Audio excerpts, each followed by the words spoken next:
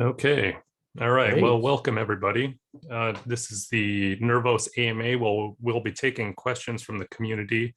We're starting from the list that we generated ahead of time, and we'll be working through that and then going to community questions asked by you guys in the chat here today. And to help us with that today is co-founder Kevin Wang. How you doing, Kevin? Hey guys. Hey Jordan. Yeah, I see a lot of people are joining. Great, great. Okay, so why don't we just go ahead and get started with the first question. For you, Kevin, directly, what inspired you to work on and or create Nervos Network? Yeah, so I think my story is similar to many other folks' story. Um, so I found Bitcoin around 2013, 2014 time, and then just got really hooked on decentralized technology and Bitcoin. So I have engineering background. And I also, just before that, the financial crisis, I did a lot of sort of self-education on the financial systems and economics. So yeah, so when I found Bitcoin, it felt like just the perfect combination of the two. So yeah, so I got bit by the Bitcoin bug, so to speak, and um, and then got interested in Bitcoin, and then there's a lot of development in Bitcoin in the early years. And then with Ethereum, I think, coming from a developer background, obviously very, very interested in that as well. And so I knew other co-founders of Nervos for more than a decade now. Way back before we started Nervos, working on other projects. And so yeah, so this is how Jen at the time worked at Ethereum Foundation as a core developer, working on sort of sharding and scalability issues on Ethereum with Vitalik. And so this is, he found, he felt there was a lot of issues with Ethereum at the time, sort of sitting on the front row. And then we started to build a new blockchain. That's how Nervos was born. So yeah, quite a couple of years ago now. Right, and what is the most enjoyable part of this project that you've worked on, and what's the least enjoyable part? Okay, I think the least enjoyable part it's easy to answer. I think it's just working with a globally distributed team, and then the hours are all over the place. So I've had meetings at 2 a.m., 3 a.m. sometimes, and obviously throughout the day, and a lot of night meetings as well. So but that's the reality working with a globally distributed team. The most enjoyable part, I mean, there's so many. I think if I have to say, it's probably talking to entrepreneurs in the very, very early phase of the project, and then coming with they have a direction, have ideas, and then sort of we help them to think through how can they build their product and take it to market. So yeah, I mean, with UTXO, I think that's very, very exciting. Just happened, so still fresh in memory. Okay, so the next question is about the foundation. Can you give us a rough estimate of how many projects are currently being worked on and being supported by the Innovation Fund? Rough estimate, I think probably between 5 and 10 at various stages. Okay, and this next question is worded a little strangely. As we are halfway, is the overall project completion in line with as predicted initially mid 2024, or can we expect a buffer? Yeah, so okay, so how do I say? So first, I think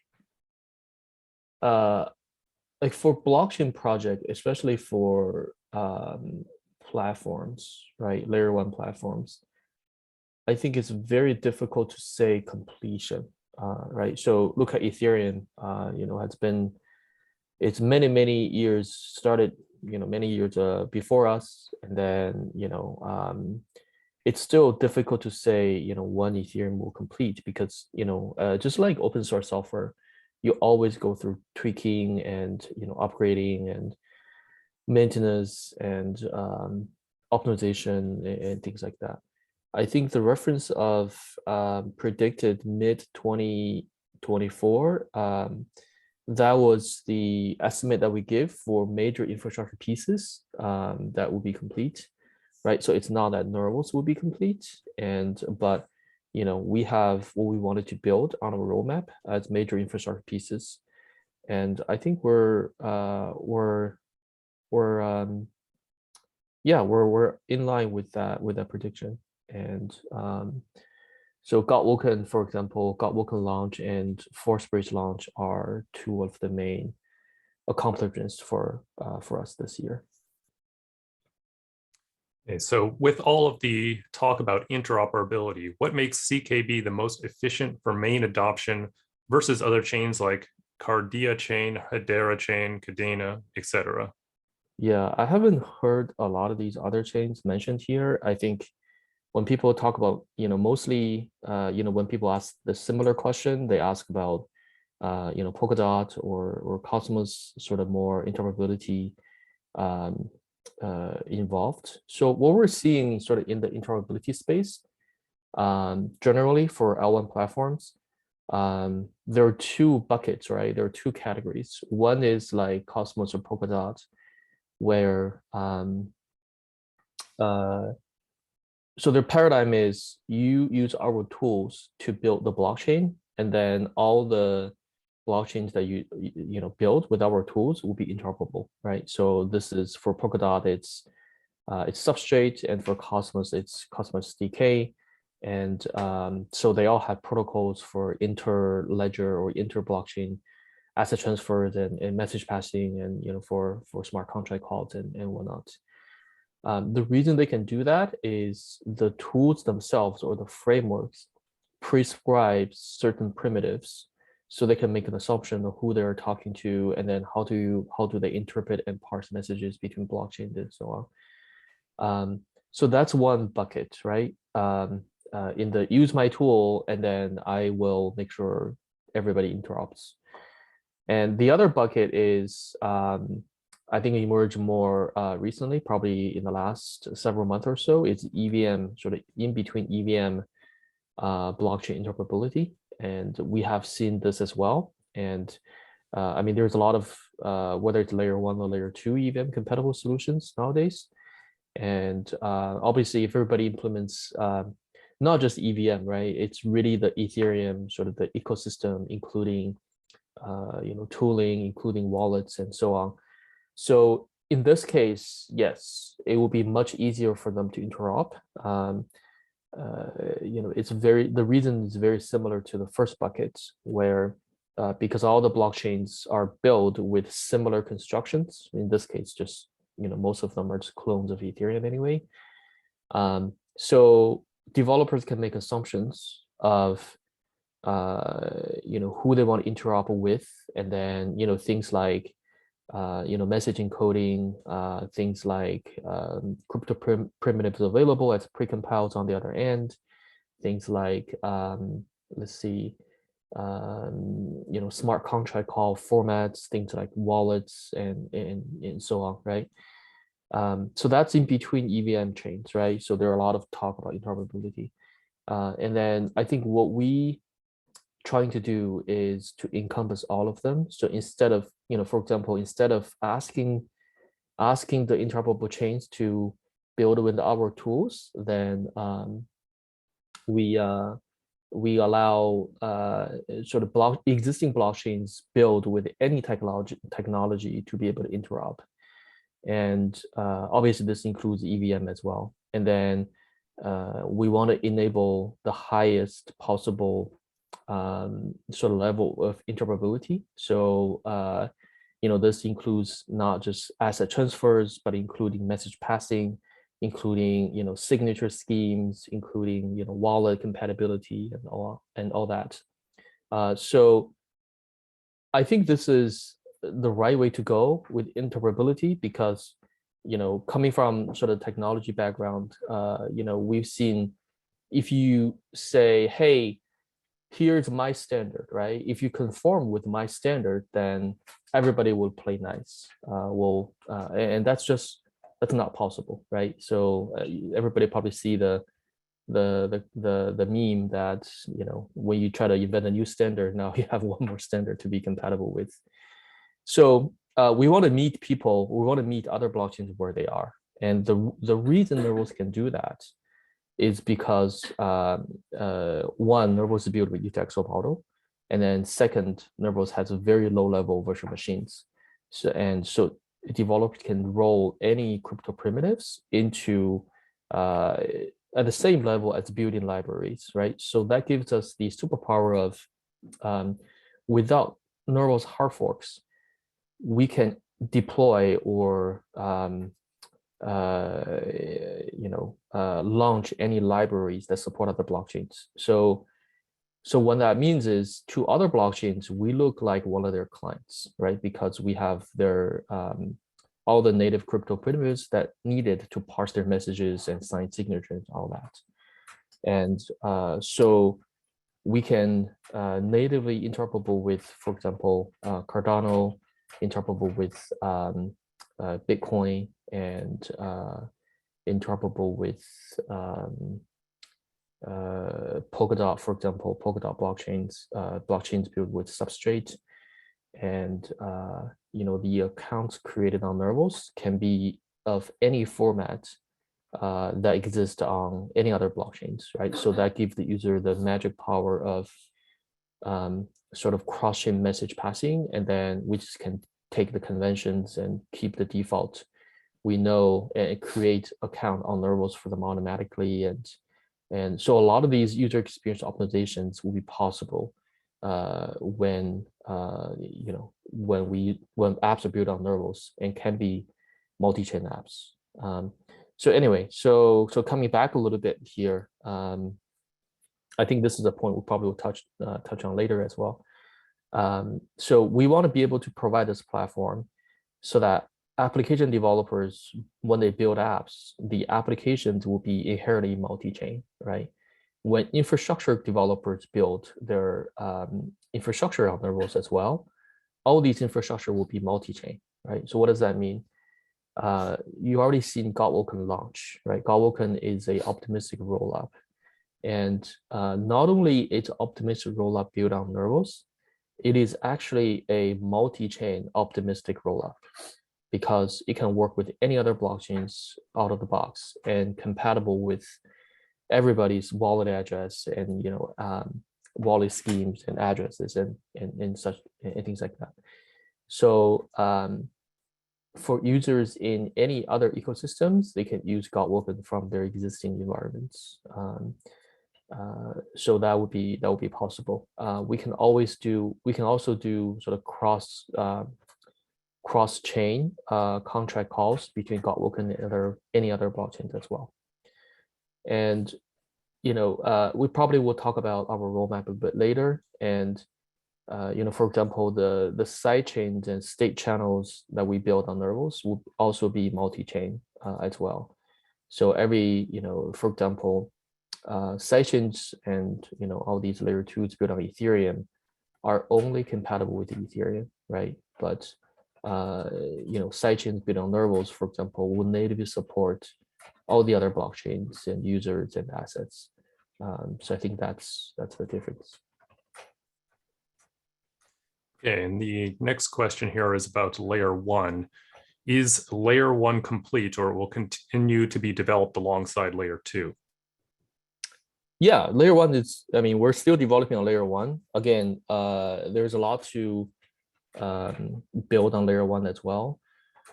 So again, it's layer 1 is functional and has enough TPS, for example, but there's a lot of room for us to optimize TPS. For example, layer 1 today, it's probably 200 TPS. and about 10-15 times transaction throughput of Ethereum. And this is pre-optimization, right? The reason we're not focusing on optimization right now, because that's enough for us today. We can definitely optimize it, but that's a little bit lower priority.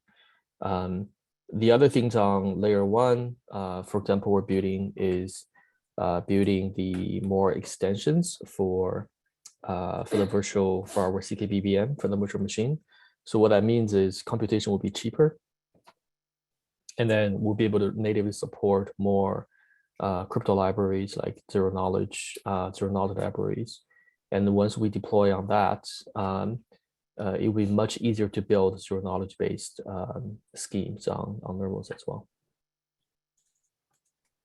And the next one here is, with Nervos being proof of work based, do mining bans concern you? No, not really. I mean, Bitcoin or Ethereum are also POW based. I don't think anybody is concerned about mining bans for Bitcoin and Ethereum. Do you see any issues occurring to network security with only one company releasing Eagle Song miners? I don't think there's only one company. I know at least 5 to 10 companies releasing miners. Yeah. Will the team make any efforts to help diversify their mining manufacturers? Okay, so first of all, these mining manufacturers are not our manufacturers. We have no relationship, or we know who they are, but then that's about the extent that our relationship with them. We don't really talk to them. I mean, the Eagle Song algorithm is open source, it's backed out, and anybody can go and produce manufacturers. And again, I don't think there's only one manufacturer for the miners. There are many manufacturers for this. I can talk a little bit about the sort of the background, how we created Eagle Song, right? The reason that we do this. I think it's precisely, the Eagle Song is designed as a very secure and also very simple and also unique hashing algorithm. The reason we want to do that is to lower the cost of manufacturing the miners, so that more companies can contribute and produce the miners, so that to have that diversity of the mining equipment manufacturing. So yeah, I mean, as we have seen, I mean, there are multiple ones. Yeah, and we've known at least somewhere between 5 and 10. I think currently, I think the dominant ones are probably from Goldshell. I mean, that's the latest sort of player in this market. But back in the day, Bitmain produces ASIC manufacturing equipment miners for CKB, and there are a few others. I forgot the name, but yeah, I know there are a few others. I'm not so much sort of looking at manufacturers on the mining side a lot, but I know there are several manufacturers. Okay, moving on to Godwoken. What dApps are ready to launch? What dApps are ready? I mean, they are about to launch. I think that's the question. I think that's the question, yeah. Yeah, I mean, I know there are several in the pipeline, but this is probably not the best platform to announce it. And then we should, when we announce, we probably will announce with the team that are behind the project. Yeah, currently I know there are teams are working on the applications on Godwoken. Okay, and who won the last hackathon? Yeah, that's the Nerve Opt team. I think David, that's the first name. but they do allow, it's basically a DeFi application, allow trading of call options. Okay, and then will there be a hackathon to have devs port over Web 2.0 applications? Web port over Web 2.0 applications. We'll consider it. I think, again, it's when you say Web 2.0 applications, it's very broad, right? So that's definitely something that we want to consider. But I think the next several ones probably are going to be more around not, well, at least the next one more about DeFi NFT stuff, because we see a lot of interest from developers to build these applications. We want to be able to to harness that interest and then bring the developers here. Okay, what updates should be expected to Godwoken over the next year? Yeah, it's a good question. There are several things, right? So there will be performance optimization. I think that's the first one, and it's already been there already has been performance optimizations deployed over the last week. I think in general, Godwoken is performing better today than when it just launched, and then this is where we're going to continue to work on, and we're going to have a roadmap for decentralization, and then and also connection to other blockchains as well, and through bridges that we built. So this is also the roadmap of Force Bridge as well, and so obviously on the developers and sort of the BD side, we will attract more projects and developers to build on Godwoken. I think that's also important, and also just in terms of being more decentralized, and this is similar to other optimistic rollup platforms as well. So we're gonna start rolling out a more decentralized version, and allow decentralized sequencers, and this will be done as Godwoken sort of moving out of the mainnet beta towards a more open platform down the road. Okay, and a follow-up to that, which you answered already part of, is what is the current line of thinking and level of progression on decentralized layer 2 nodes?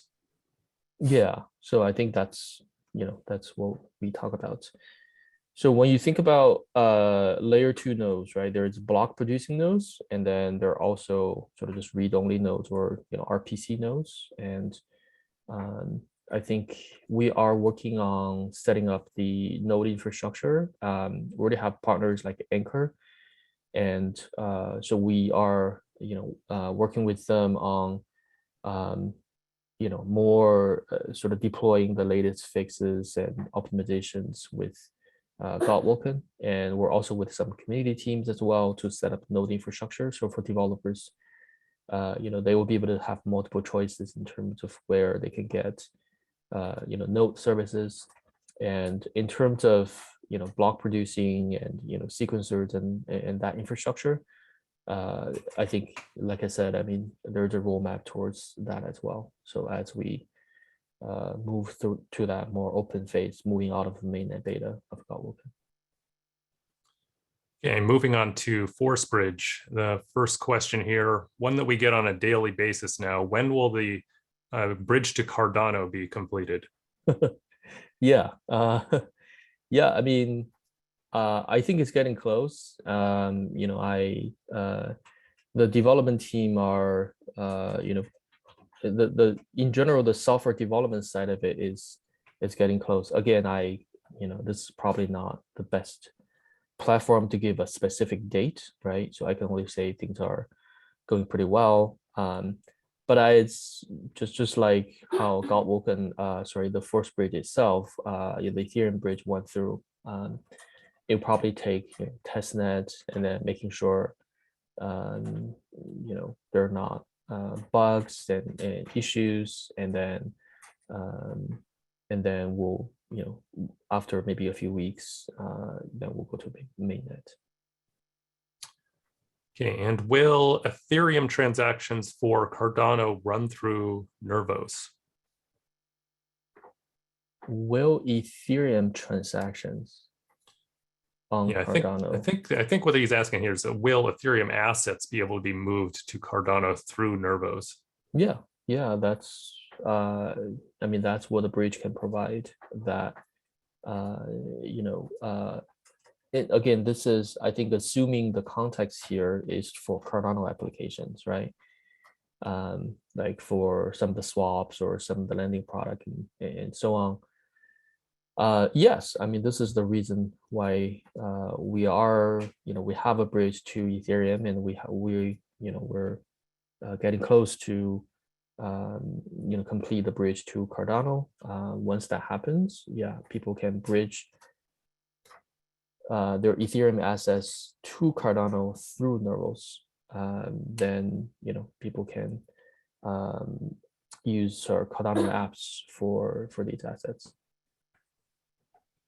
And which bridge is planned to be included next for Force Bridge? Yeah, obviously, Cardano bridge is getting close, right? And after that, we're going to look at some other major networks that with high assets, ideally with applications as well, but maybe lesser less bridges connecting to them. And so Bitcoin and some of the top other platforms like Avalanche and Binance Smart Chain, and even asset only chains. Asset only chains, most of our Bitcoin forks or Bitcoin clones, but maybe Dogecoin. I think those are going to be good candidates to bridge to them and enable DeFi for the users of their communities. And are there any plans you can share about the Force Bridge roadmap? Yeah, I guess the roadmap of Force Bridge. Okay, so there are two aspects of Force Bridge, right? One is to sort of the moving forward, and for example, the Ethereum bridge itself. I think that mostly includes sort of moving towards a more decentralized infrastructure, have decentralized relayers, and really two-sided header relays, and instead of, for example, a multi-sig committee. So that will be the next step for Ethereum bridge, and we're also working on NFT bridging as well for Ethereum. And so you'll be able to transfer your NFTs from Ethereum to Nervos, or from the NFT you started on Nervos, you minted on Nervos, to Ethereum, and then trade it in Ethereum NFT marketplaces. Beyond that, the horizontal sort of expansion of Force Bridge, we including more chains, right? So this is the stuff that we just talked about, Cardano and Bitcoin and other blockchains, Solana, Avalanche. I mean, you can probably go to CoinMarketCap and get a good idea of some of the other blockchains we'll connect to. Okay, and now on to marketing. What is Nervos doing to help spread the word in 2022? Yeah, that's I mean, there are many aspects to this, right? So I think one of the most important piece of marketing is to help our ecosystem projects to succeed. And as we can see from the UTXO example, we've seen a lot of users get to know Nervos and get to know about Godwoken, the DeFi ecosystem, through UTXO. And there's a lot of people that are more in the DeFi space or multi-chain DeFi space, that first learn about Nervos through the opportunity to farm Yukai, for example. And I think that's something we are committed, and then we want to keep doing, is to help making the ecosystem projects successful, and then help them go to market, attract users through that. And I think the other major piece of this is partnerships, and I think two of the most successful sort of the partnerships that we formed this year is SafePal, which is a wallet with really good user experience. If you guys haven't used SafePal, and they have somewhere between 5 million to 10 million users, and we did a pretty big campaign with them. When we say we, it's really the Yukai Swap team. We help them connect with the SafePal team. But they ran a pretty successful campaign in terms of attracting users, getting people to know about Nervos. I think those two are probably the most important. Obviously there are others as well, and just to getting publicity, and then establishing local communities through Trailblazer program, and spread our reach, and then social media and all that. But those two are probably the most important. And what can we expect in 2022 from the business development side? Again, it will be very similar, right? So helping bring new projects, and then bring new partnerships, and we want to look into industries that have high synergy with crypto or blockchain in general. For example, we're working with the Gambit team to on the NFT collaboration between esports and NFT. And so for that industry, the fan base are very technology savvy, and a lot of them know crypto and NFT already.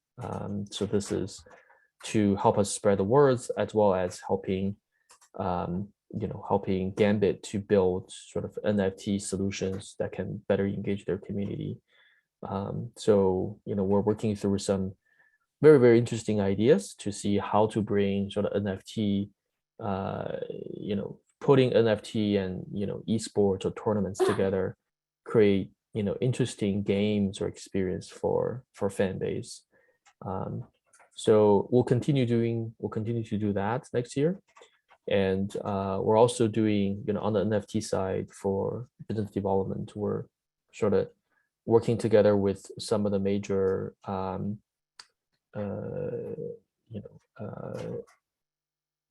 teams or companies with major resources in like the entertainment industry, either it's music or movies, to help them helping them not just to help them to issue NFTs, but craft sort of more crypto native solutions to help them transform their business model, leveraging the power of smart contracts and blockchain.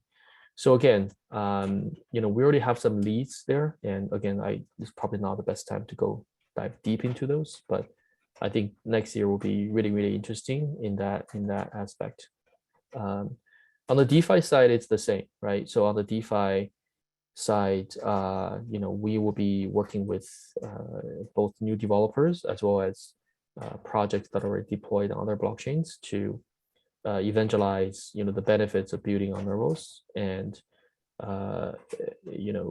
the pitch is pretty simple, right? So every application today is building a multi-chain infrastructure, but a lot of it it's manual, right? So for example, one of the first one is compound finance, right? So they were starting Ethereum, but then they moved to compound chain, and then to a compound chain to connect to multiple blockchains, and again to provide the lending scale up their lending practice. And for Nervos, basically, application built on Nervos will automatically have the infrastructure of the multi-chainness for any applications. So there's a lot of benefit of coming here and then be able to focus on applications instead of infrastructure, right? So we build the plumbing and then we build the execution environment. We build the user experience, and then developers can come here and build their innovation specifically to their field. So yeah, so we'll be focusing on these areas for BD. Okay, and let's see, this next one is, I think, was already half answered here. What specific marketing areas is the team focusing on to help Nervos be known? Yeah, I think we already covered that. Yeah, okay. Is there any specific demographic that Nervos currently does well with? I think all of you coming here to this webinar. Yeah. Crypto folks, we do really well with crypto folks. And what can the community do to help? Yeah, I think I've seen people, I mean, from beginning of this year to, like, we're talking about in December, right? I think it's a huge growth in the Nervos community. And whether you talk about Telegram, you talk about Twitter or Reddit, and even these webinar sessions to the community, it's very, very different, right? So the energy is different. The the number of people, active folks are different, and a lot new people joined. I think our Reddit grew like something like between 5 to 10x. It's fantastic. So I think for community, everybody in the community just keep going, right? So just keep bringing more people, spread the message, increase the awareness, and also use our applications. I don't know how many of you have, how many hours you get to spend on UTXO. It's a fun product. So use our, use other products coming up. That's also support of the ecosystem as well. Yeah. Oh, and give us feedback, right? If there's problems, let us know. Software always have bugs, but we'll promise to fix them quickly. And this is, I think, probably the second most asked question in our community. When will Nervos be listed on Coinbase? Should I give an answer here? I just say, yeah. Okay. I'll just look at you. Yeah, I guess that's your answer. Yeah. All right. Yeah. Okay. So moving on to Yokai Swap. Why was the IDO percentage so low? Yeah, this is really a Yokai question. Yeah, right. Okay. I mean, I'm not part of that team, so right. It's their decision. Okay, and then this is the second question on that, also about Yokai Swap. Well, will the DEX be able to interchange any coin? Interchange any coin that's listed. So this is similar to any other swaps, right? Uniswap, Sushi, Pancake on BSC, and so on. As long as there's a pair listed, yeah, you can swap through them. Right. Okay. Moving on to the next category here, China. What role does CKB play in the BSN? We don't really play a role, right? So the BSN is a sort of an initiative or network to make blockchain technology more accessible to developers. So to that extent, we participate in BSN so that they will run Node. They will have tooling for developers to be able to have an easier path to access blockchains like Ethereum, Nervos, and I think they have more partnered blockchains right now. Yeah, so we for us, it's more of a, we're more like a protocol or technology provider. Then we work with them to integrate with their toolkit. So the developers that come, from BSN, that they can also build applications on Nervos. And how does, excuse me, how does Nervos function within the Chinese legislation in comparison to elsewhere? How does Nervos function? Okay, so Nervos itself is a public blockchain, right? So we function exactly the same anywhere in the world. You can use applications on Nervos, again, anywhere in the world, it will be the same experience. And, being a public blockchain, we're 100% against things like censorship or, yeah, I think when we talk about regulations, it's mostly about censorships, right? And so that's not what we do, right? So we're a public blockchain. So we don't comply to any legislations, if that makes sense, right? So it just, it's a chain, it's open network, it's permissionless. Anybody can come here, run nodes. Anybody can deploy applications. Anybody can access applications running on it. Yeah. So does it make sense? Yeah, I think so. Okay, let's move on to partnerships then. You recently formed the UTXO Alliance with notable blockchains like Cardano, Topple, etc. Mm-hmm. What blockchain problem does this joint alliance focus on solving, and how do investors benefit from it? How do investors benefit from? Yeah, so all of the blockchains are UTXO based, right? So kind of obvious. So really the problem that we're trying to solve together are, the problems for UTXO, like common to UTXO blockchains, things like performance, compatibility, interoperability, and research efforts in terms of consensus optimization for UTXO model blockchains, and content creation, education, right? So all these are areas that the UTXO Alliance focuses.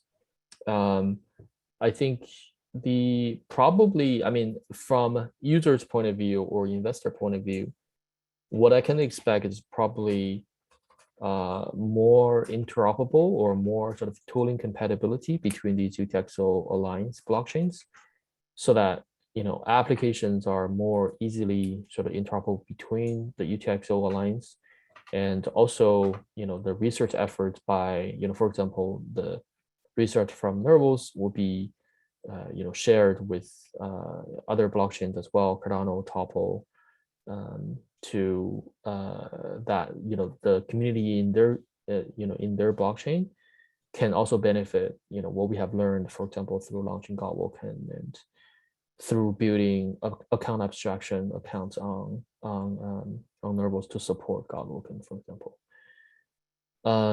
Yeah, so for investors, how they can benefit from this, I think just watch for updates, and I think everything come out will be benefit for all of the members of the alliance.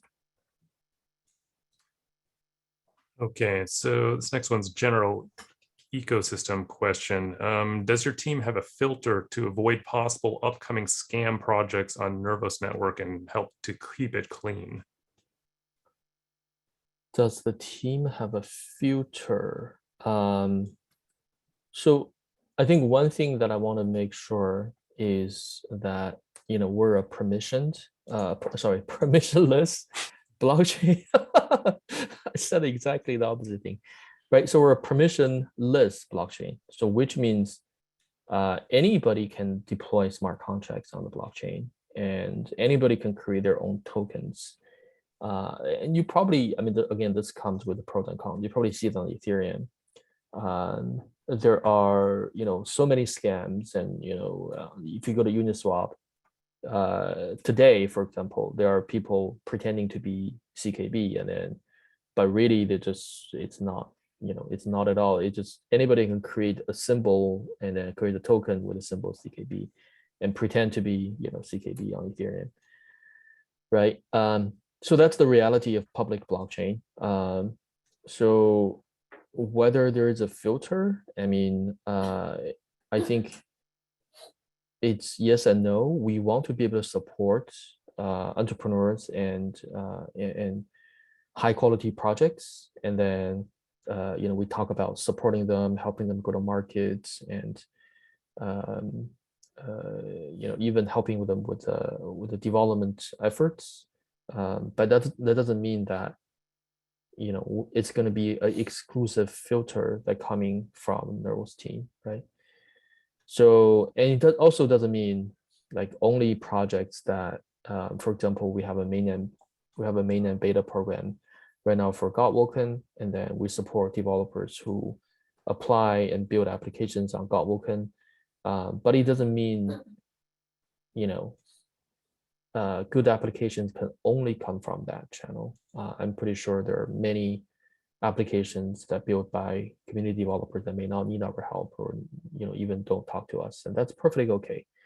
That's fine too. We're very happy to see that happen. So hopefully this answers the question. We try best to help,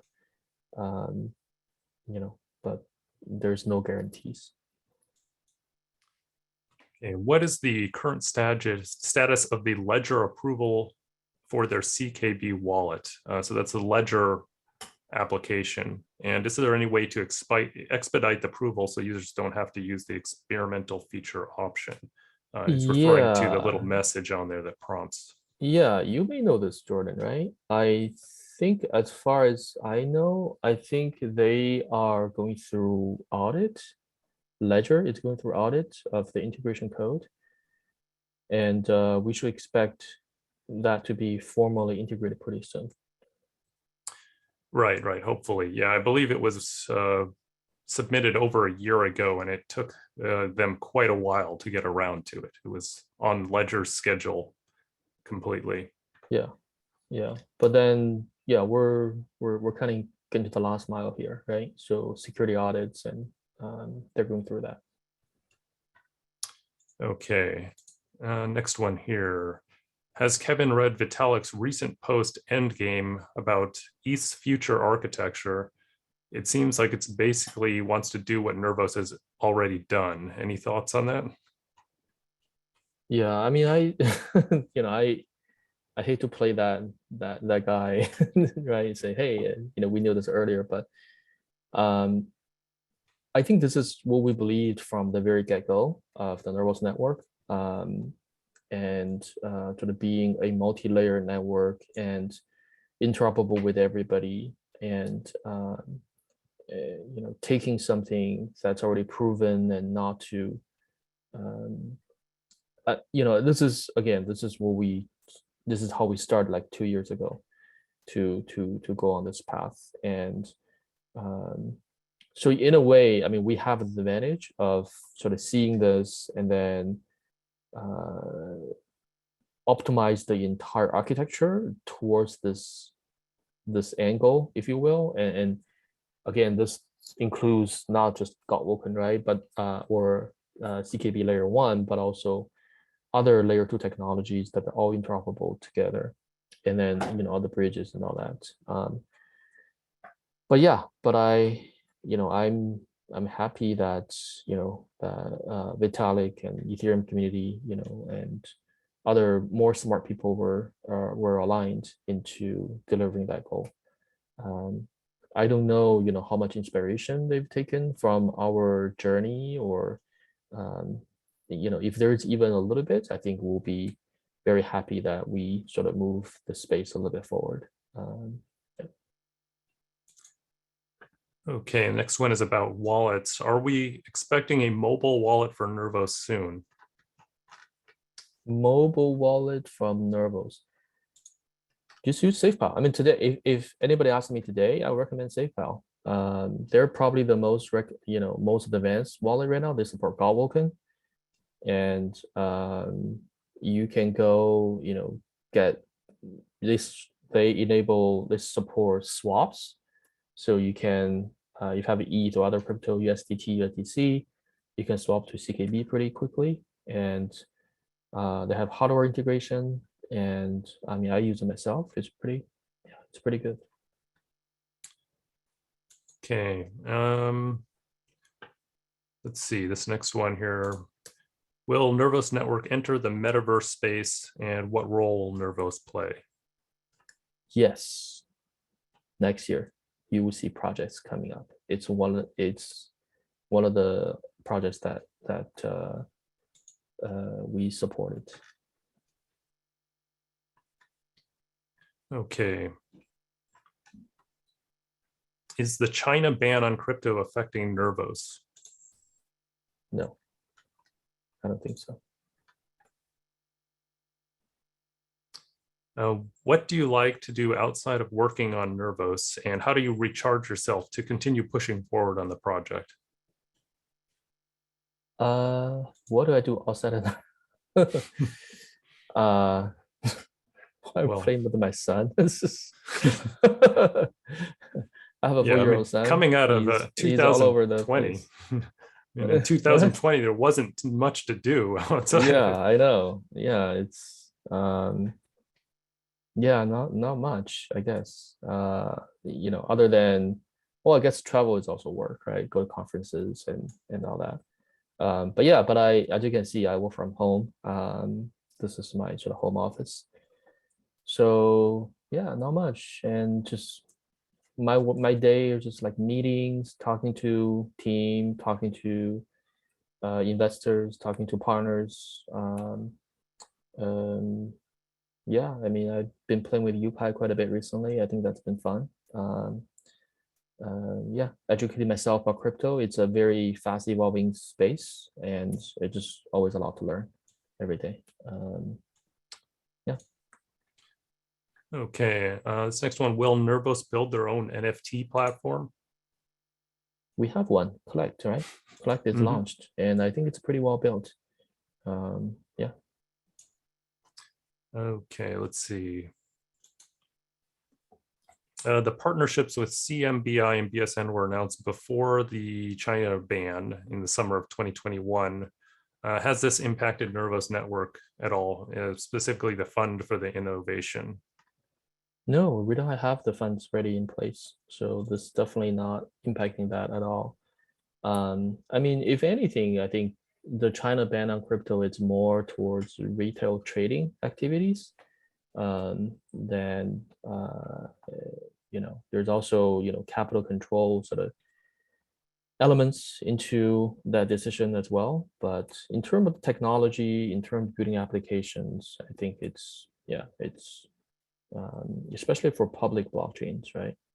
And again, I think public blockchains are global from day one, right? So public blockchains don't belong to any country. They're I mean, this is just my humble opinion, obviously, right?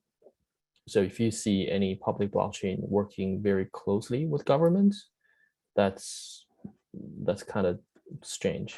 That's yeah, that's probably one of the only value propositions for public blockchain is transporter, and then is public permissionless open.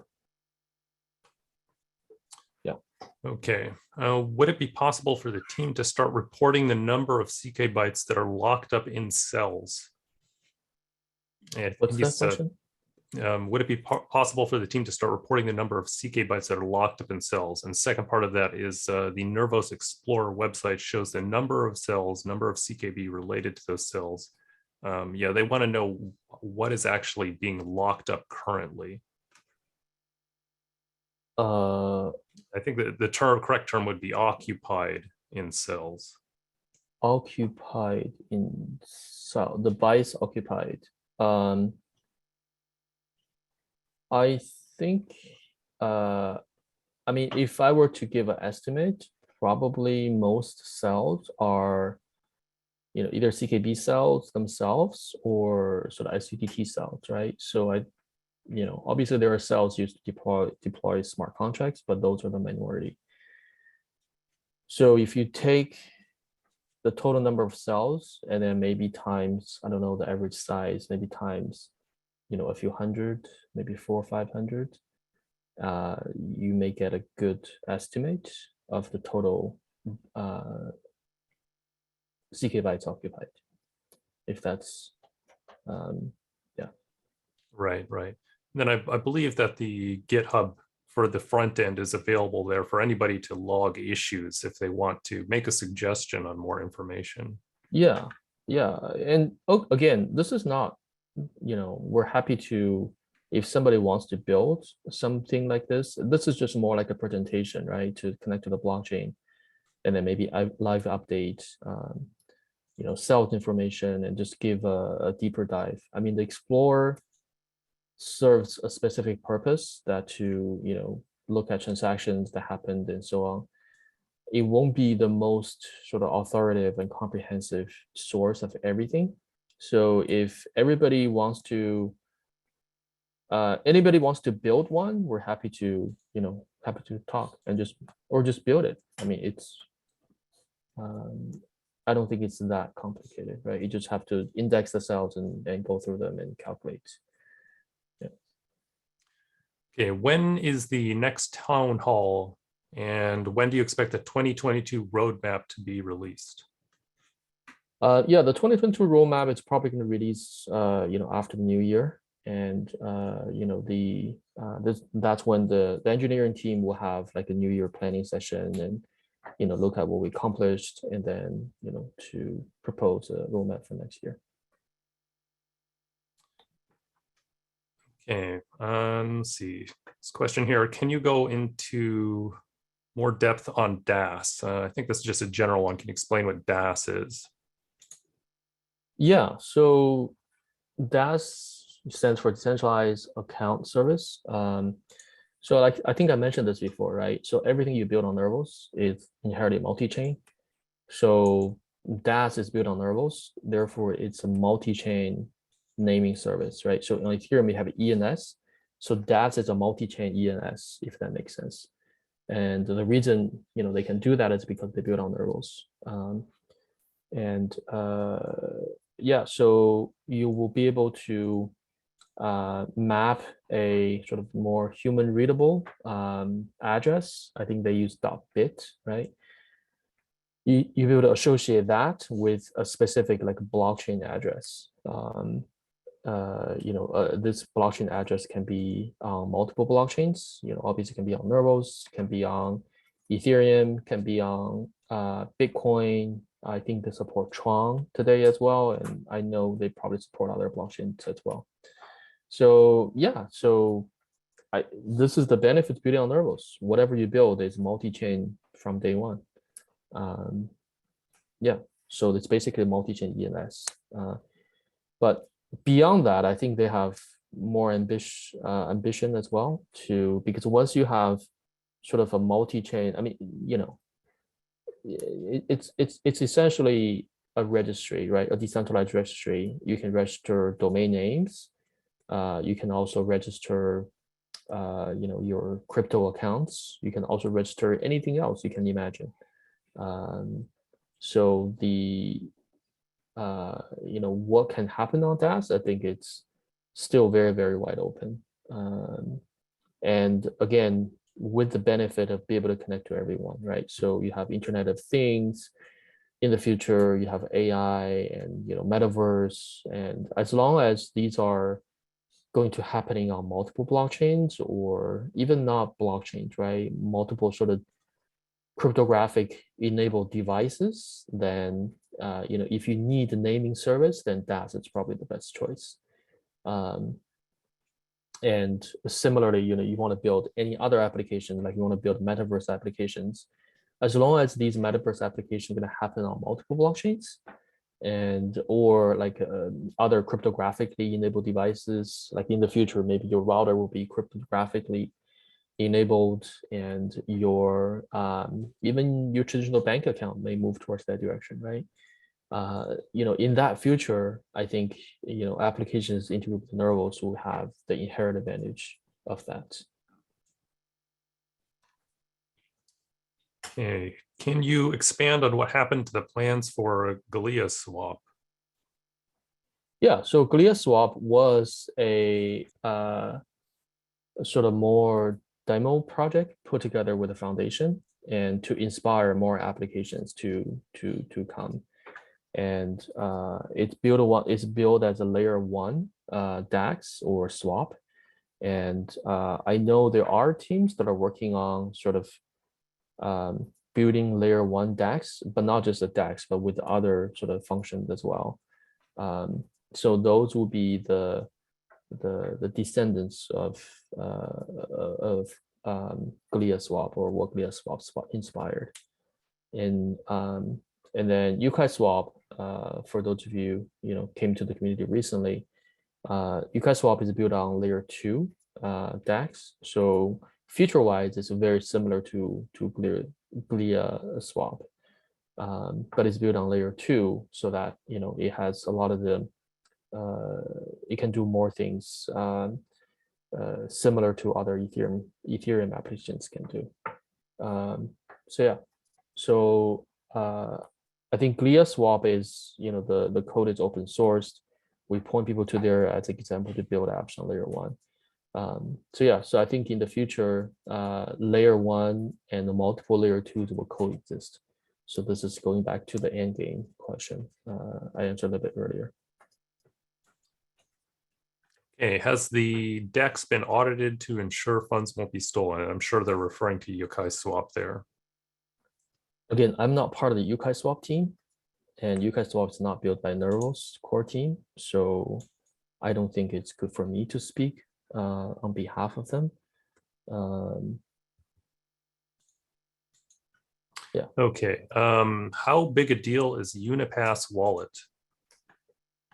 Yeah. So Unipass wallet is, again, if you think about DAS as a multi-chain naming service, right? So Uniswap wallet is, it is a multi-chain ID system, but it also goes beyond that as well, right? So it brings the non-crypto people into the crypto space, right? So, and this is sort of similar to what I talk about, sort of hook into any cryptographically enabled devices or software infrastructure or internet infrastructure. And so what they enable is to allow people to have familiar authentication mechanisms like username and password, but on the back end hook into crypto infrastructure, right? So for any Unipass enabled application today, if you go to Collect, for example, they support Unipass. Anybody can just use username and password and email to non-custodially hold crypto, right? So that is, that is a pretty big deal. And the reason that could happen is we actually hook into sort of the email system DKIM infrastructure to be able to cryptographically verify your email addresses, right? This is the same as you go to Gmail and then somebody sends you an email, and then Gmail will give you like a green check there to tell you this is really from that person, right? This is really from that address. It's not from a scammer. So that is cryptographically signed. So Unipass is able to interpret that signature and then verify, the owner owns this email address, really owns this crypto, right? So they can back up through that email address. So that opens up the floodgate to, I think we talk about like Web2 applications, or we talk about like integration, like a partnership with the Gambit and more like a non-crypto projects and businesses. For them to get to crypto, I think that's probably the best pathway for their users to come. Because the whole experience of, going to exchange, create a wallet, creating C phrases, that user onboarding experience currently that we have is horrible, right? So yeah, I think Unipass changes that.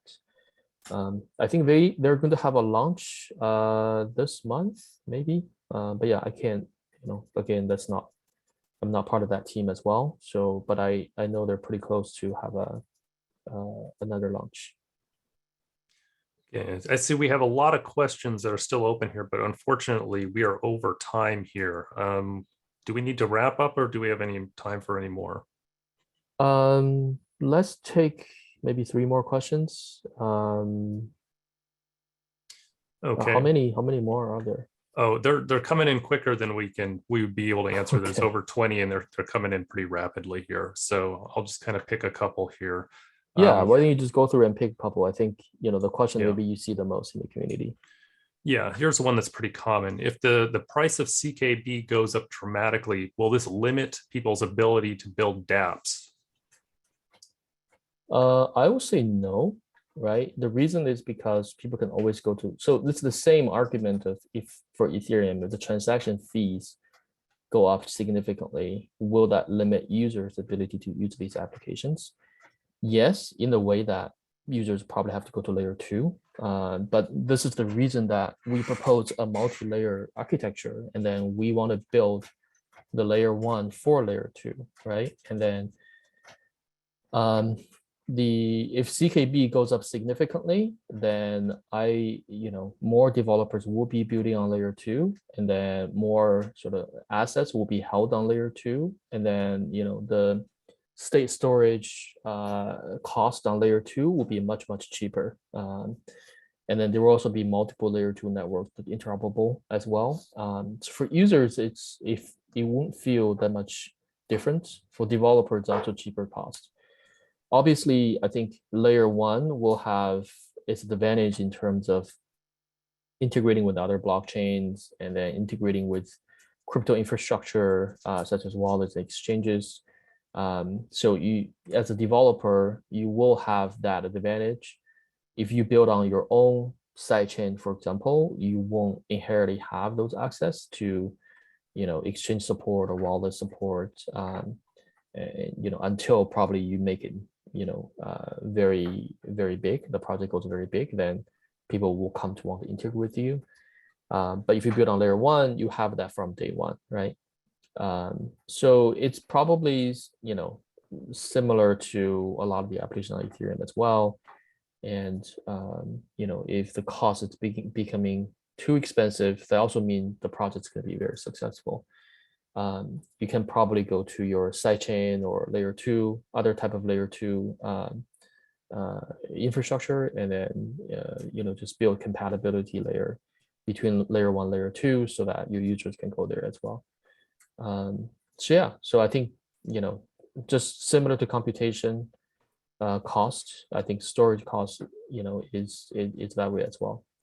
The reason we want to give a price to the state storage on layer 1 is more to make sure the blockchain is sustainable, right? It's more to make sure that layer 1 can keep in its role of a fully decentralized, open, as open as it can be, and then sustainable economics, and there can be many nodes running layer 1. The goal is not to make development costs for developer and higher, but to recognize the reality that if blockchain were really going to mainstream and becoming the next internet, which obviously as practitioners, we believe that they will, then any layer 1 blockchain will have its capacities, right? And this way is probably the best to make sure that we become more sustainable, and more applications will be running on layer 2. That's the way we see it. Okay, assuming that there won't be more than one dominant metaverse, meaning multiple metaverses, will Nervos also work on metaverse interoperability and cross-chain metaverse bridges? Yeah, so within metaverses, the dominant asset is going to be, again, tokens and NFTs, right? Fungible tokens and NFTs. So the interoperability, so what can penetrate these metaverses are going to be the NFTs themselves, right? So being the infrastructure or the plumbing layer for these metaverses, then again, you're faced with the reality of either you accept all the metaverse is going to be on one blockchain, or if it's a multi-chain world and there will be multi-chain behind these metaverses, how do you solve the interoperability problem, right? So it's either one or the other. And we obviously firmly in the camp of there won't be just one blockchain dominating everything. And for any metaverses or multiple metaverses, from user point of view, the infrastructure, the plumbing has to be able to support multiple blockchains. And that's the role that Nervos plays. Okay, so here, why don't we do one last serious question, and then we have one really quick fun one at the very end. So this one's on Godwoken. The Godwoken Explorer currently shows the TPS is at 0.3 TX per second. Is that the current upper bound, or is that just because there's a low number of transactions? I think that's just the number of transactions. That's definitely not the upper bound of Godwoken. And yeah, and Godwoken, again, it's we're still adding performance optimizations, and Godwoken at its capacity probably, I would say, high hundreds or a few thousand transactions per second. It should be in that range. The bottleneck is probably the layer one sort of settlement or sequencing, but then that's I don't think we need to that's not something we need to worry about right now. But yeah, but I think having every transaction, that's probably again, it's still very new and there's only UTXO running on Godwoken. That's probably the results. Okay, and last one here, just a fun question. What's your favorite Futurama character and why? Obviously Fry. Yeah. Totally see that on the back. Yep. Always dreaming and always possibilities. Okay, great. Well, I guess that's it. I think we need to wrap up here. We are over time. A lot of great questions out there. There was still a lot we couldn't answer this time, but maybe we'll do another one in the future and get around to some more. All right. Thanks everyone for coming. All right. Thanks, everybody. Okay. Bye-bye.